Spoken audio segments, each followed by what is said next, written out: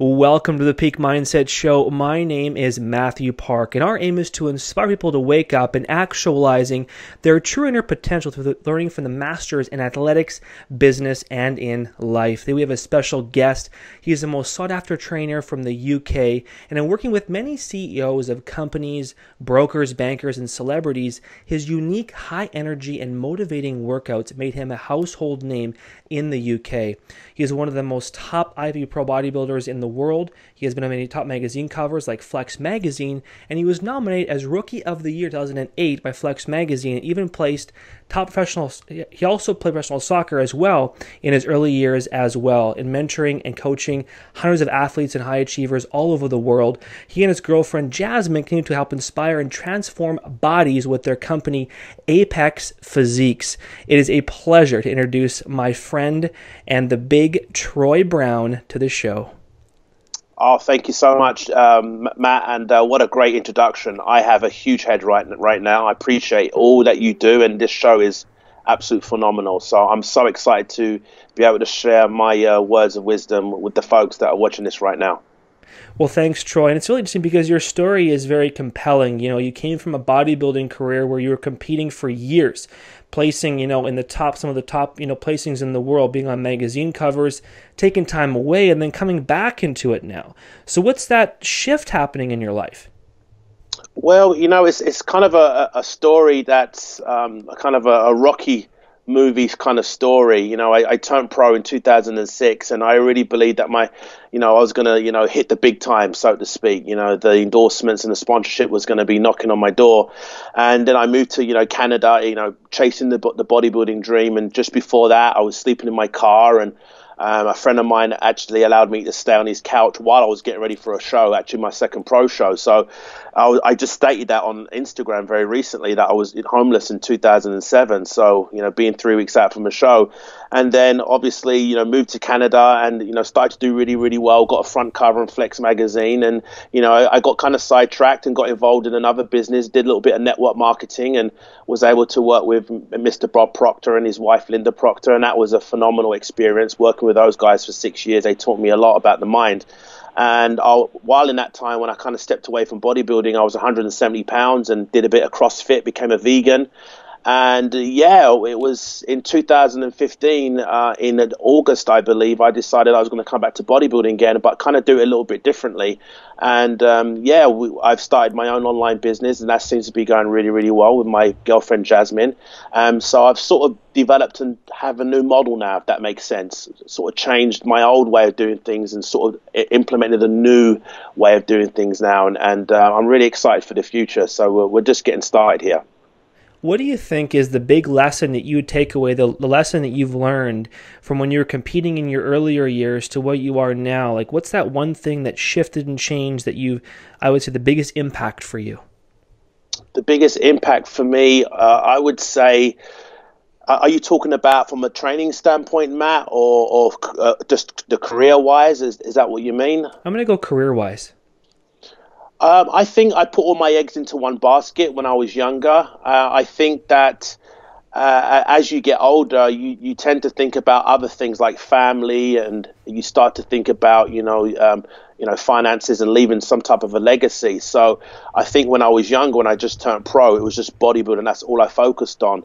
And I think now, obviously being a lot older, it's more about, what can I leave behind? How can I serve more people? How can I be of more value to people? How can I be of more service? So my whole, philosophy is completely done a 180, a complete change. So it's really refreshing, but I think it's part of the story. It's part of the journey that you go through as an individual. And there's a lot of bumps in the road. There's a lot of peaks and valleys, especially as a pro bodybuilder. But that story, my story, who knows, could one day inspire someone to make a change, to make a difference. So I'm excited. And how many years? So you've been basically on this new change and shift. What is it, about a year and a half or 2 years now? Yeah, I would say it's been pretty much since August 2015. Is when the shift really, really happened. When I announced that I was going to come back to bodybuilding, I wanted to do it differently. I didn't want to be like, no disrespect to anybody, any other pro out there. I wanted to do it differently. I wanted to, not be so much more ego driven, but to be more authentic, and to show that, we're not just these meatheads running around. We do have a brain, we do understand how the mind works, but more importantly, we want to leave some type of legacy behind. So, I'm working on some things right now that's going to really help serve a lot of people. And I'm in the midst right now of writing a book on my story and what I've been through, the trials and tribulations. But it's all about hitting rock bottom and being able to, pick yourself up and keep moving forward. So a book is in the works. Yeah, I'm just working on it right now. I'm just doing a page a day, and it's I don't know where it's going to go. I'm just taking it day by day and just going with my intuition. Wow, that is powerful. So Big Troy Brown has got a book on the way. Do you know is the book going to be mainly about your story with like lessons in there as well? Absolutely, yeah. It's talking about the real lows of being a pro bodybuilder, and being homeless twice in my life, and being able to pick myself up, and more importantly, being able to reinvent yourself too. So that's what I've had to do several times. When the first time I was a bodybuilder, I had to reinvent myself, and then when I came out of bodybuilding and got into success and speaking on stage and doing the network marketing route, I had to reinvent myself again. And now for the third time, I've had to reinvent myself again. So it's really a story that I think is going to be able to inspire people, especially that if they're going through dark times, there's going to be, light at the end of the tunnel, and just to tell them that if I can do it, so can they. This is why, guys, I want to bring Troy on the show, because he isn't just a bodybuilder. He's got a mind here, and he really, is a great embodiment of what you can achieve physically, but also achieve mentally. And when you achieve rock bottom like Troy has, this is where the true inspiration comes from. Taking a guy who's been successful all his life, you can't really learn much from that. But you learn a guy from like Troy, it's so much more empowering, Troy. So I want to ask you for your routines right now that you're doing in your day to keep inspired and positive and keep the authenticity there. What are you doing in the mornings and in the course of the evenings for your routines? That's such a great question. I think every morning I get up, I always listen to some type of audio, something that's inspiring. Right now I'm listening to the 50th Law by 50 Cent. I'm really getting a lot of good value from that. And I always try and find someone in the industry right now that's really leading the charge. And there's a guy out in Australia. His name is, it's gone right now. I can't remember his name right now. But he owns several gyms in Australia. Something Jones is his name. But anyway, I've been following him, and he's very inspiring, a great speaker. So he really sort of allows me to, start my day off on the right foot. And also I read probably 15 minutes a day of something inspirational. I'm reading a book right now called Relentless. It's a basketball coach who used to train Kobe Bryant and Michael Jordan. So I'm reading that right now. So it's really, really good. I recommend it. That's powerful. Do you do any sort of declarations or affirmations as well? Yeah, I do affirmations every day in the mirror. Bob Proctor taught me a long time ago to say it through one eye in the mirror and then say it in the other eye in the mirror. So I say these powerful affirmations. It takes about 5 minutes to do. And then at first you feel really, really weird saying it, but obviously over time you start to believe it. So, and you got to say it with conviction too. So I when I first started doing it, I was very, very quiet. And now, you try and say it at the top of your voice, and, you do that kind of power move where you get yourself in state, very similar to what Tony Robbins preaches. So when you're saying one eye, what do you mean by that? So what Bob told me, he said that when you do, I think Napoleon Hill did it in Think and Grow Rich when he was doing the Think and Grow Rich book. I think Andrew Carnegie told him that when you say your affirmation, I believe it was something like this. He would say, Andrew Carnegie, I'm not only going to equal your achievements in life, but I'm going to challenge you at the post and pass you at the grandstand. And he'll say it in one eye and then in the right eye, and he'll keep going back and forth, back and forth. I don't know why Bob mentioned to do that, but I think it's being able to, when you look in the mirror, you do look through one eye. It's hard to look through both eyes at the same time. So anything that Bob would recommend, I would do. So I don't even argue with the man. His results speak for themselves. Absolutely. So how can there be a balance in bodybuilding, Troy, between training physically and going for, let's say, for example, you've been on the Olympia stage, correct, or the big stages before? I've not been on the Olympia stage. I nearly qualified in 2007, my rookie year. But that's always been the dream, was to compete at the Olympia stage. But I've competed against Phil Heath and Dexter Jackson, Tony Freeman, which was really, really cool. So to be able to compete against your heroes growing up is pretty amazing. So yeah, I've competed on big stages before, but never the Olympia. So here's my question. So when you're in your level of bodybuilding, like how does someone in your level combine in bodybuilding the physical and the mental together? Like what is you think is the secret recipe to make sure that stays level? I think it's doing the morning disciplines, spending time to be quiet and go from within, and even doing some type of meditation daily, because I mean, as a lot of people preach, these success coaches preach, if the mind isn't right, then the body is not going to follow. So it's doing the bookends, in the mornings when you get up, making sure that you do your rituals, and before you go to bed, you do your rituals. Because in our sport, the ego can take over, and we all know that the ego can really get in the way sometimes and actually pull you back and slow you down. So it's just taking time for yourself and going back to gratitude. I think that is so essential. We've all heard it before, but just spending 5 minutes every day writing down 10 things that you're grateful for, but really, really being grateful is one of the keys to the vault, and it really keeps the ego at bay. I mean, don't get me wrong, ego does serve its purpose, but I think gratitude is something that all physique athletes should be looking into, because it's very, very powerful. When do you find when your ego creeps up too much and overtakes you too much? I think social media can do that. I think, we're bombarded by looking at other people, and again, a lot of people are doing it to inspire others, and that's great. But there's always someone who's, that little bit higher than you, or you want to aspire to get to. And, you can get really, really carried away, and you start, thinking about it the wrong way, in terms of you start being competitive instead of being creative. And I see that a lot happening right now. Being away from the sport for 6 years and coming back, social media has absolutely exploded. And it's not about, who you are as a person now. It's pretty much about how many followers you have and how many likes you have. So it can be easily taken for granted in terms of having a big ego in the sport. But you got to get back to basics, and you got to get back to, listening to your intuition, and let that guide you instead of allowing social media to guide you.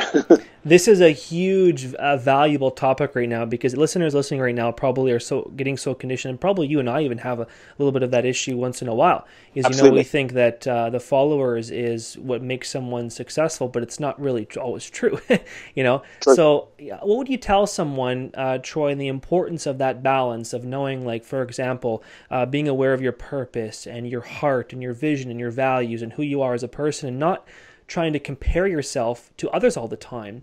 What would you tell to someone, like a younger guy listening to this, or maybe like an entrepreneur or someone listening, saying, I struggle, with looking at the social media feed, or my idol who has over 1.5 million followers, and I think I want to be like them, and they get disappointed. So what do you tell someone like that, or how would you come at them with some inspirational words? Well, I think, that's such a great question, Matt. I think that what comes to mind instantly is Buckminster Fuller's quote: "You never change things by fighting existing reality. To build something, build a new model that makes the existing model obsolete." So I just think, reinventing yourself, building a new model, creating something different. I think a lot of people seem to be, looking at other people and sort of, emulating what they're doing. And I think be original, do your own thing, but create something different.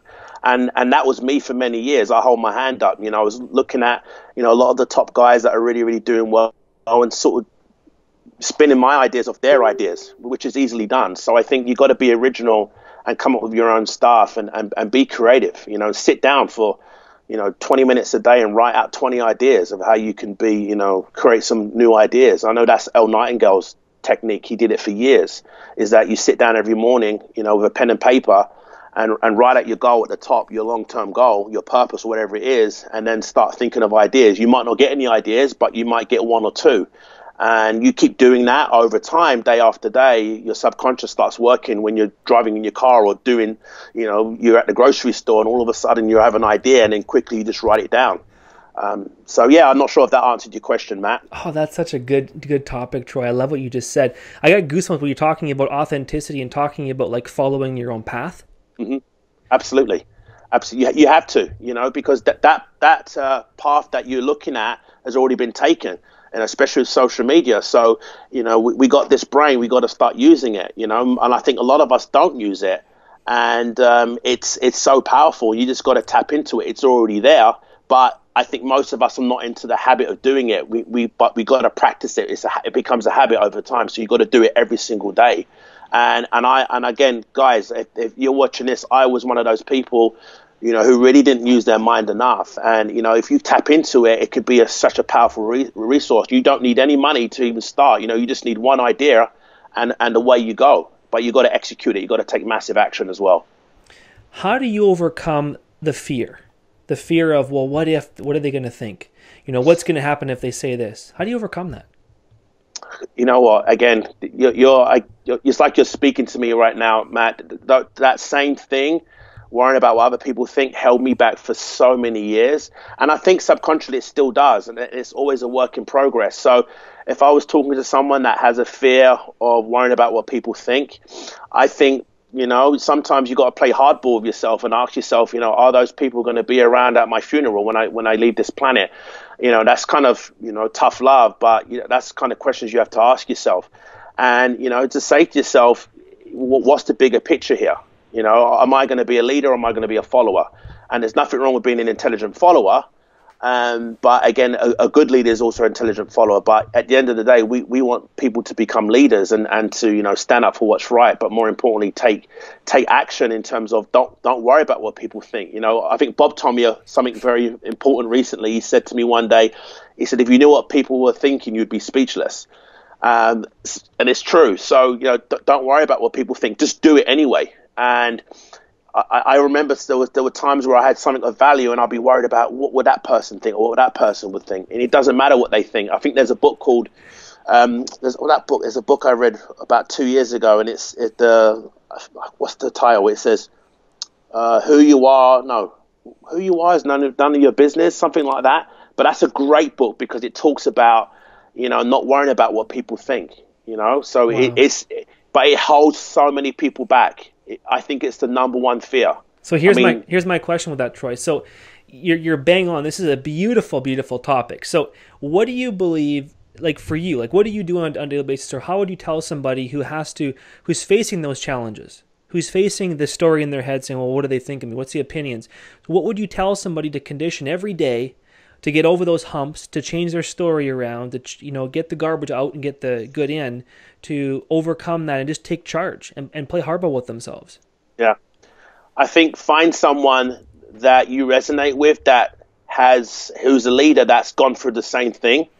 I think that was one of the reasons why I sort of, was listening to, 50 Cent. I mean, he's a great guy that's had a lot of controversy in his life, but always, he doesn't really care what people think. So I think find someone that really resonates with you, tap into their story, and, the goal is to hopefully one day for you to take massive action and to really not worry about what people think. So that's what I would do. I would find someone that, some type of mentor or a coach that they can tap into, and that should serve them really, really, really well.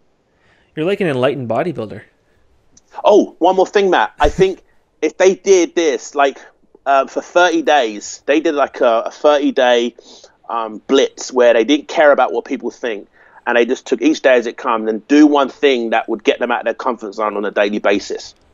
Ooh. One thing that would get them out of their comfort zone. I think that would be very, very powerful for them. That's what I did too. That's a good challenge for everybody listening. Oh my gosh. I love that one. So, okay, I want to ask you, what is in store for Troy? Like, are you planning to go back on stage or what? I would absolutely love to, Matt. A lot of people have been asking me recently. I've been doing a lot of live feeds on Instagram, and that seems to be a common question. I think the goal is to get back on stage this year, but I also want to do it in a way where my body's ready. I don't want to rush into it. There's a lot of things that I'm doing right now, a lot of projects I'm working on, and I'm still training really, really hard and eating very, very clean. But I had to do it when my body's ready. I have a few niggling injuries right now that I'm getting treatment for. So once those injuries are cleared up and I feel as though I'm ready, then I'll go back on stage. Absolutely. Oh, it'll be good to see the enlightened Troy Brown back on stage. You'll be floating on there. Oh, that's hilarious. Amazing. That's awesome. Let's go into the peak 5 questions there, big guy. So the first question is, do you have someone in your life that's very influential, like a coach or a mentor, or someone that you maybe from your past, 10 years in competing and so forth, that was highly influential for you? Yeah, I had one guy, Harold Maroulier. He lives in England. He's originally from South Africa.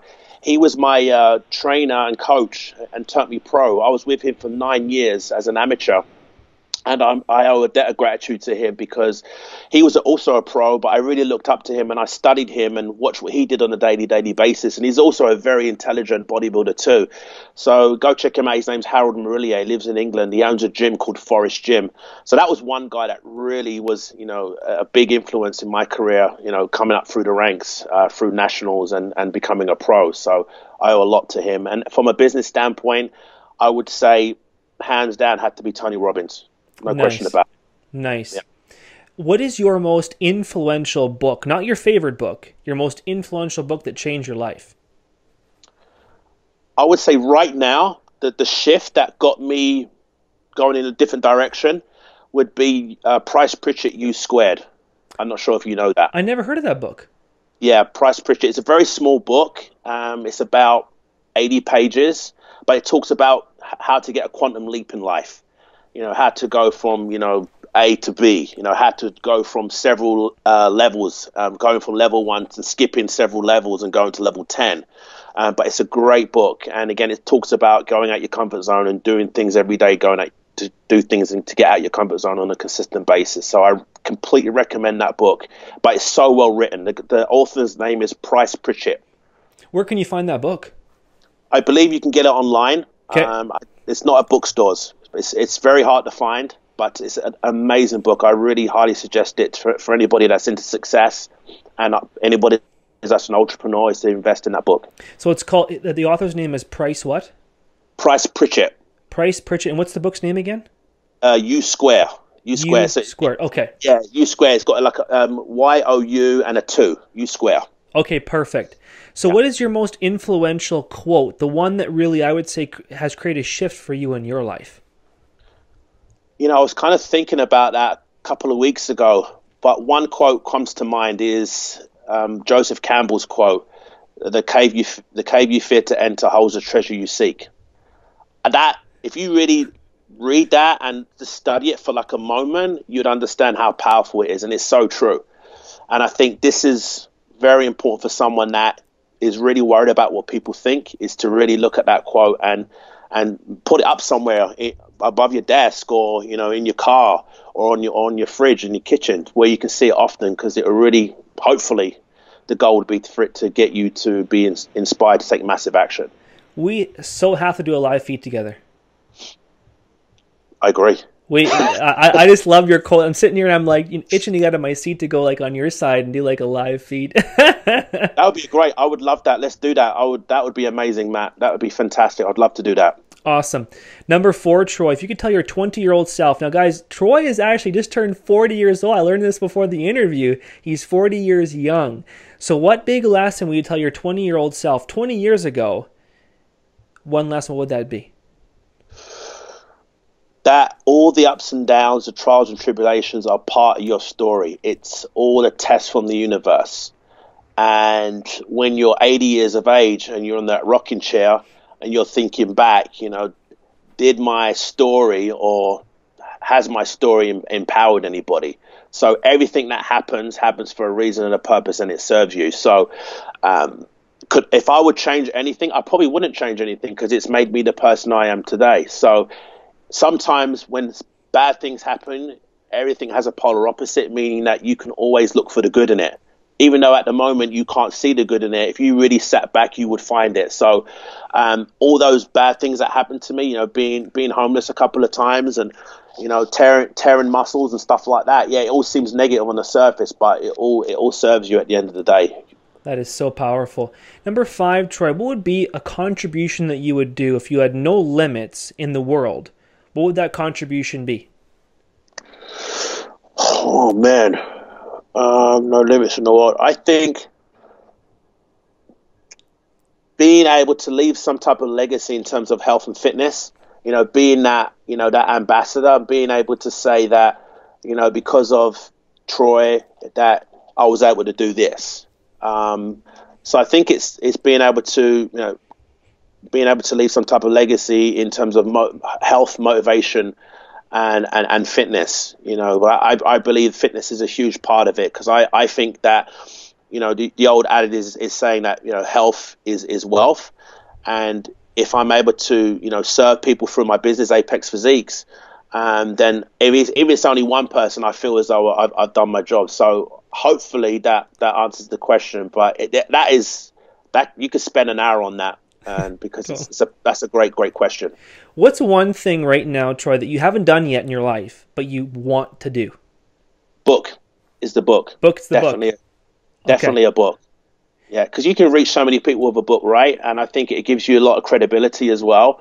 But again, when you've left this planet, it's sort of your way of leaving something behind. I mean, it's great having all the tangibles, but you can't take those things when you're gone. But who you are is yours forever, meaning that your story, and your journey, you're leaving your mark on the planet, so to speak. So, and someone else can take that on and do something with it.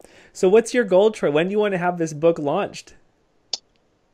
I would say I'm working on it right now, so about a year. Okay, so you guys heard in the show, 1 year. We're going to come back. We're going to bring Troy back on for the book launch. No pressure. I'm all over it. Like I said, it's. I think that so many people get so scared about starting, and I think that's what stops people is the start or sometimes the fear of success. So I just think sometimes you just gotta just do it, just start it, and let your intuition guide you. So that's what I'm doing.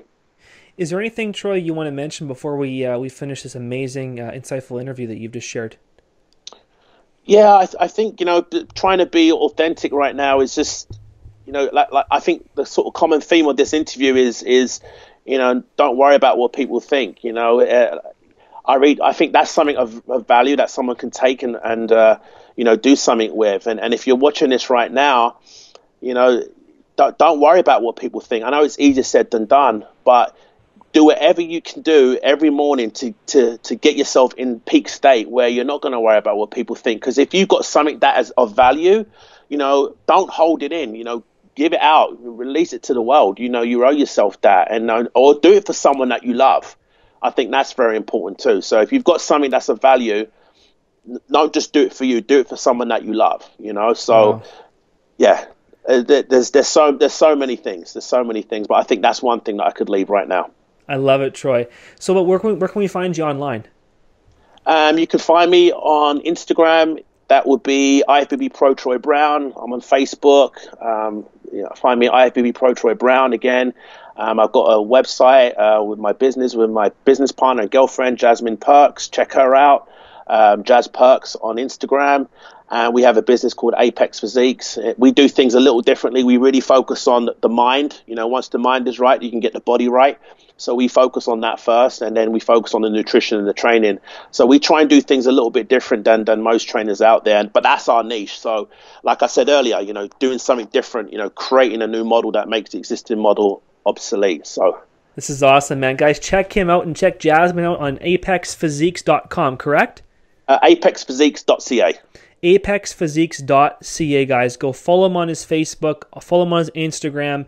Go check these guys out there. I know his girlfriend is also very inspiring, Jasmine, so I'm looking forward to meeting her as well pretty time soon here, Troy. So thank you guys for being on the show, Troy. I really appreciate you being here today and sharing all this beautiful and wonderful knowledge. It was giving me a lot of insight and inspiration myself, and I want to thank you for your time, Troy. It's been an honor and a privilege, Matt, and you do great things, and you've always been a good friend of mine, and you inspire not just me, but thousands of people as well, and millions of people. So keep doing what you're doing, and you are already an inspiration to many people. So I appreciate you, and thank you again for allowing me to be a part of this show. And if there's anything that I can do for anybody that's watching it, just reach out, send me an email. I'll be more than happy to help. Thanks, Troy. Appreciate it, guys. Guys, follow Troy Brown. And guys, share this episode with your friends on Facebook, Twitter, Instagram. And I'm wishing everybody here an absolutely epic day. Thanks so much, everyone. Take care.